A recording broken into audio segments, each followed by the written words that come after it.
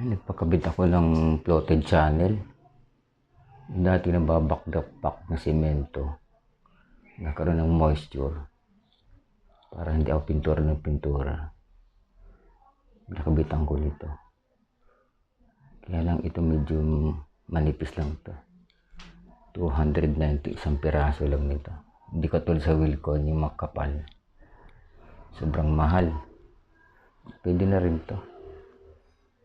Kasi ganito nangyayari dyan. Yan, nababakbak yung pintura.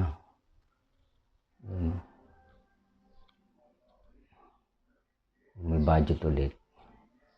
Siguro po, palalagyan ko siguro yung ito. Isang buong na ito. Para di pangit tingnan. Medyo maganda na. Malikapok nga lang. Kalilinis ko lang. Malikabok. Para maikabit ko ulit itong mga frame. Picture frame. Yan.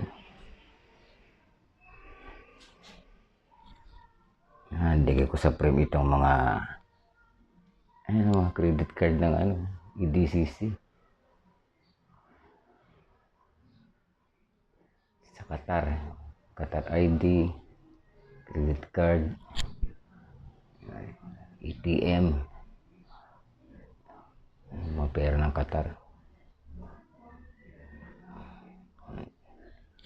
Tapos ito namang isa, last company ko, ito Qatar ID sa QENG, Qatar Electromechanical Group. Kasi mga pera US, Qatar, Thailand, hindi Thailand to. Yan.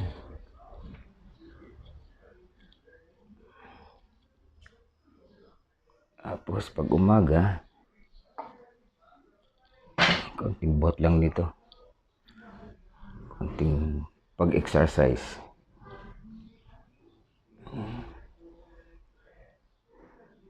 Maganda siguro yung sa likod nito, floated channel. Ganang tingnan, ganyan yung nauso ngayon. Sa likod ng TV, floated channel ang nilalagay. Ito inabot ng 21 pieces, bali 3.2 ang lapad, divide ng 0.15 ang kapal na ang lapad ng floated channel. So lumalabas na 21. May sumobra pa.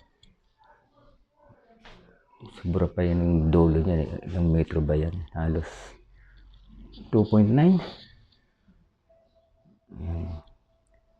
So ilalagay ko siguro sa yan. May paglalagan ako.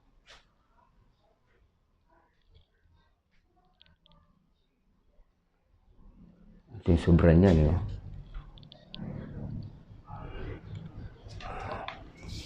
Sobra niyan.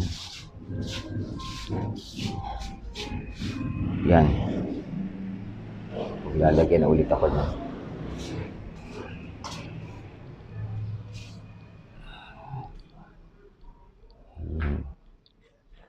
So, maganda ng tignan. Hindi na masagwa. Yun ang problema ko yung sa kanto doon. Utay-utay lang.